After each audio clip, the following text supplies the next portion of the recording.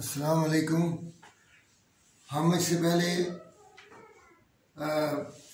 FCMA fundamental of cost and management accounting के बारे में जो है 3 एलिमेंट ऑफ कॉस्ट हैं, मटेरियल, डायरेक्ट लेबर और फैक्ट्री ओवरहेड। डायरेक्ट मटेरियल और डायरेक्ट लेबर को हम डील कर चुके हैं। आज हमने करना है फैक्ट्री ओवरहेड। फैक्ट्री ओवरहेड थोड़ा टिपिकल है। इसमें आपके पास जेब में रखें कि फैक्ट्री ओवरहेड जो है ये ऐसी क्या होता है, वो डायरेक्ट लेबर जो है इसलिए आसान है कि डायरेक्ट मटेरियल को उसके लिए एक रेगुलेशन इशू होती है और एक्चुअल फिगर हमें मिल जाती है एंड ऑफ द ईयर या एंड ऑफ मंथ। हम उसका एनालिसिस कर सकते हैं, उसको रिकॉर्ड कर सकते हैं। एक्चुअल मटेरियल की अवेलेबिलिटी हमारे लिए मुश्किल नहीं है। डायरेक्ट लेबर है, उसके लिए भी हमारे पास रिकॉर्ड है कि हमने क्या पेमेंट की है, किसको उसको पेमेंट की है, तो उसकी अभी फिगर हमारे पास अवेलेबल होती है।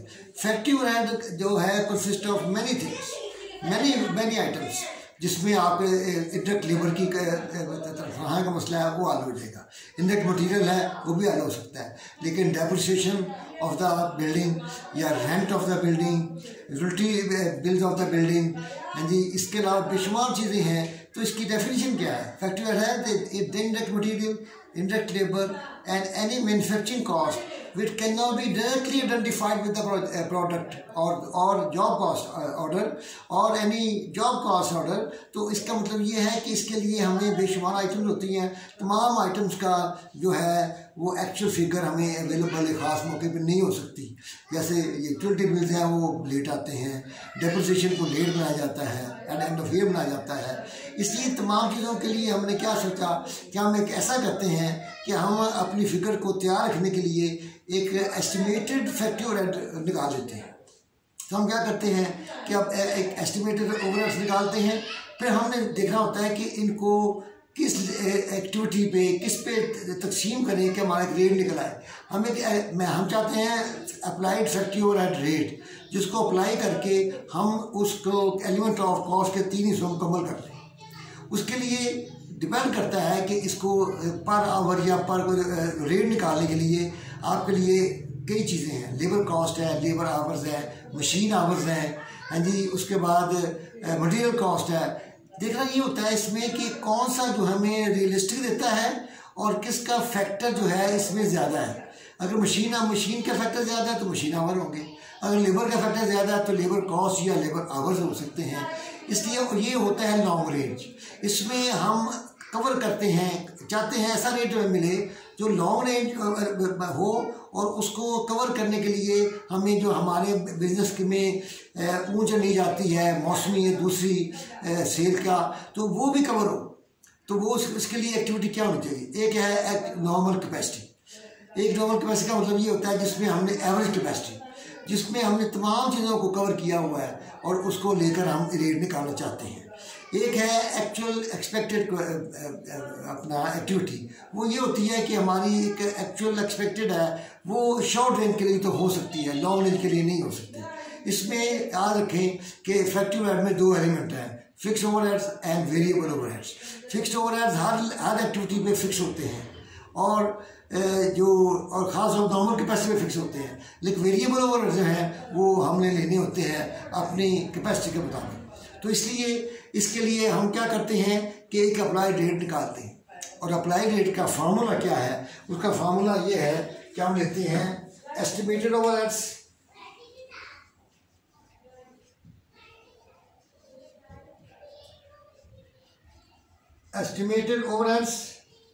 Divided by capacity.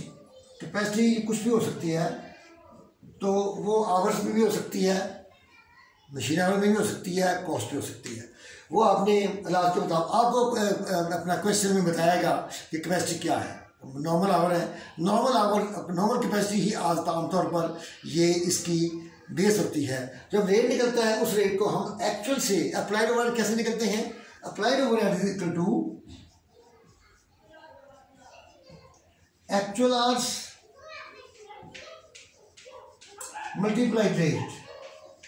ये होता है एक्चुअल आवर्स या एक्चुअल कॉस्ट जो भी है उसको लेकर आपने अप्लाइड, और इसके जब अप्लाइड रेट निकल आए, अप्लाइड ओवरहेड निकल आए, तो फिर आपने इसको एक जनरल एंट्री डालनी है। जैसे ही आप जानते हैं जनरल एंट्री से बाद सारी एंट्री क्या डालनी है, WIP टू अप्लाइड ओवरहेड्स, ये आपकी एंट्री होगी। तो इस एंट्री को हमने आगे लेके चलना है। और एक बात और याद रखें, जो एक्सपेंसेस फैक्ट्री ओवरहेड के डायरेक्ट चार्ज हो जाते हैं उसमें कोई प्रॉब्लम नहीं है, उसके लिए सीधी एंट्री होती है factory overhead to cash accounts payable. Depreciation हो तो factory overhead to accounted depreciation, तो इस तरह प्रीपेड हो तो फैक्ट्री ओवरहेड टू प्रीपेड। इस तरीके से एंट्रियाँ उसकी एक्चुअल जाती हैं तो फैक्ट्री ओवरहेड कंट्रोल अकाउंट को डेबिट हो जाती है, ठीक है जी। और जो अप्लाइड है वो ऐसे आता है WIP अप्लाइड ओवरहेड्स। इसके बाद जब ये हो जाता है तो उसके बाद हम कहते हैं कि इसको applied overheads to factory FOH। Applied overhead डिल हो जाता है, यहाँ पे डेबिट क्रेडिट है, यहाँ पे डेबिट है, और इसका मतलब ये है कि अप्लाइड ओवरहेड चले जाते हैं फैक्ट्री ओवरहेड कंट्रोल के क्रेडिट में। डेबिट साइड पे एक्चुअल होते हैं और उसके बाद हम ये फैसला करते हैं कि ये एक्चुअल ज़्यादा है या अप्लाइड ज़्यादा है, क्योंकि अल्टीमेटली हमने एक्चुअल को ही चार्ज करना है। यहाँ पे हम निकालते हैं ओवर और अंडर अप्लाइड फैक्ट्री ओवरहेड, ठीक है जी। वो निकालने के बाद हम ये एक अकाउंट बनाते हैं। मिसाल के तौर पर अब यहाँ पे एक मिसाल है, उसमें कहते हैं जी कि एक्चुअल ओवरहेड्स, यहाँ पे अकाउंट बनाया FOH, एक्चुअल ओवरहेड्स है 2,92,000 और उसका रेट जो है उसके मुताबिक उसने जो बनाया है 2,85,000 यहाँ पे अमाउंट आती है। कैसे? 1.50 ये आपके बुक में एक एग्जाम्पल है, उसमें है 1.50 रुपये रेट है और उसके 1,90,000 जो है इसकी अपना आवर्स है, एक्चुअल आवर्स। तो ये अमाउंट आती है 285। और जब हम इसको फैक्ट्री और कंट्रोल अकाउंट को चार्ज करते हैं तो हम 285 यहाँ लिख के तो फैक्ट्री और कंट्रोल को ट्रांसफ़र कर देते हैं ताकि वहाँ पे जाके ये कंपेयर हो। कंपेयर ये आ गया जी, यहाँ पे आएगा 2,85,000 अप्लाइड। तो इसका मतलब ये है कि 2,95,000 ये एक्चुअल है, ये अप्लाइड है। इसका मतलब है कि हमने जब एक्चुअल से कम हो तो अप्लाइड तो इसका मतलब है कि 7,000 जो है वो क्या है, अंडर अप्लाइड। अगर ये इस तरफ हो तो ओवर अप्लाइड। तो इस तरीके से 7,000 जो है इसकी डिस्पोजिशन बाद में बताएंगे। पहले आपको ये बताना चाहिए कि जो ओवर और अंडर अप्लाइड फैक्ट्री ओवर निकालते हैं वो कैसे निकालते हैं, actual overheads minus applied overheads ये निकालते हैं। और इससे हमें पता चलता है कि ओवरहेड जो है वो हमने कितने ज़्यादा कर दी हैं या कम कर दी हैं। डिस्पोजिशन की बात हम एंड पे करेंगे। तो यहाँ पे हम आते हैं कि इसके बाद हम ये निकाल देखिए, एक्चुअल ओवरहेड्स 2,92,000 अप्लाइड 285, 7,000 जो है इसे कहते हैं कि अंडर अप्लाइड। अंडर अप्लाइड 7,000 हैं और ये 7,000 के हम देखना चाहते हैं कि हमारी किस वजह से है, ये हम इसके एनालिसिस करना चाहते हैं कि क्या क्या हमारे बजट की वजह से है। दो अपना वेरिएंस निकालते हैं, एक निकालते हैं स्पेंडिंग वेरिएंस और एक निकालते हैं हम idle capacity variance. Idle capacity का मतलब है कि आपने नॉर्मल कैपेसिटी जो रखी है वो सारी यूटिलाइज हुई है या नहीं हुई। सारी यूटिलाइज हो गई है तो इसका मतलब है कि नॉर्मल हो गई। अगर वो कम यूज हुई है तो इसका मतलब है उसमें कुछ आइडल रह गई है। हम देखना चाहते हैं कि आइडल कैपेसिटी है। अगर ये नेगेटिव है तो इसके बाद मतलब है आइडल कैपेसिटी है। आइडल कैपेसिटी कब होगी, जब नॉर्मल कैपेसिटी से कम यूटिलाइज करेंगे हम। तो इसके उस सवाल में ये जो है एक्चुअल ओवरहेड्स ये गिवन है। इसके बाद फिक्स्ड ओवरहेड्स भी गिवन है। आपको इसका रेट मिलेगा और आपने एक्चुअल आवर्स जो गिवन होंगे, एक्चुअल आवर्स ये लिखा हुआ है एक्चुअल ओवरहेड्स, बजट अलाउंस और एक्चुअल ओवरहेड्स। बजट कहता है कि 1.25 में आपका फिक्स है और आप ये एक्चुअल आवर्स से ये निकालें तो ये हमारा जो अपने एक्चुअल ओवरहेड्स है वो ज़्यादा है और जो ये हमारा बजट है वो ज़्यादा है, कम है। तो इसका मतलब है कि ये फेवरेबल नहीं है। जब एक्चुअल ज़्यादा हो तो वेरिएंस अनफेवरेबल है। इस तरह नेक्स्ट आइडियल कैपेसिटी में हमने यही हिसाब दोबारा लिया और अप्लाइड ओवरहेड्स यहाँ लिखा है। अप्लाइड ओवरहेड्स कंपेयर किया जब, तो फिर ये हमारे बजट ज़्यादा है और अप्लाइड हमने कम किए हैं, तो इसका मतलब है ये भी अनफेवरेबल है। इन दोनों को जमा करेंगे तो it will be equal to 7000। अगर ये 7000 आया है तो इसका मतलब आपका सवाल ठीक है, अदरवाइज आपका ये इसके दो हिस्से हैं 7000 के, एक ड्यू टू बजट एक ड्यू टू अप्लाइड ओवरहेड्स। ये आइडियल कैपेसिटी वजह से हुआ। तो इन दोनों चीज़ों को हम निकाल लेंगे। तो इसके बाद ये हमारा एनालिसिस का मकसद क्या है कि मैं जब हमने एनालिसिस किया है कि आंदा हम देखेंगे कि बजट में हमने फिक्स कॉस्ट सही रखी है, रेट सही रखा है, क्या हमारे वर्कर की गलती है। ये वेरिएंस निकालने का मकसद ये होता है कि ये वेरिएंस कम से कम आए ताकि हम इससे बेहतर प्लानिंग कर सकें। तो इसके बाद हमारे पास आता है कि जब हमने वर्किंग प्रोसेस को 285 डाला और अप्लाइड ओवरहेड जो है ये वर्किंग प्रोसेस चला गया, इसका मतलब है कि ये कॉस्ट ऑफ गुड्स सोल्ड का हिस्सा बन गया है।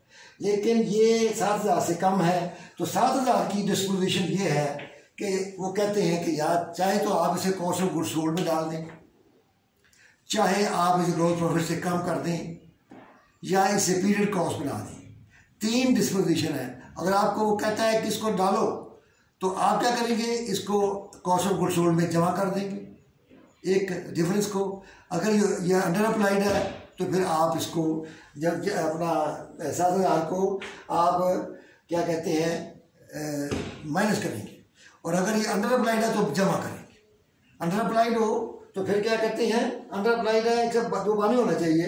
अंडर अप्लाइड है तो कॉस्ट ऑफ गुड्स सोल्ड में जमा करेंगे और जीपी से माइनस करेंगे। ओवर अप्लाइड हो तो कॉस्ट ऑफ गुड्स सोल्ड से माइनस करेंगे और जीपी से प्लस करेंगे। इस तरीके से इसके डिस्पोजिशन हो जाती है। तो इस तरीके से हम ओवरहेड्स को है ये हिस्सा हमने मुकम्मल कर लिया है। ये वीडियो आज की आपकी मुकम्मल हो गई है।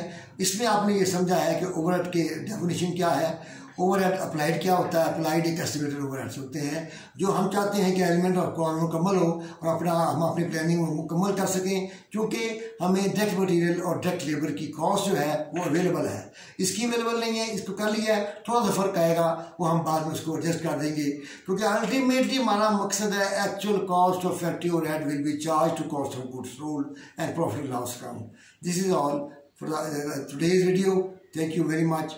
आपको अल्लाह ताला सेहत अता फरमाए और दुआ करें कि अल्लाह ताला इस वक्त जो बीमारी जो दुनिया में फैली हुई है उससे हमको सबको तमाम इंसानियत को इससे निजात हासिल करे। Thank you very much.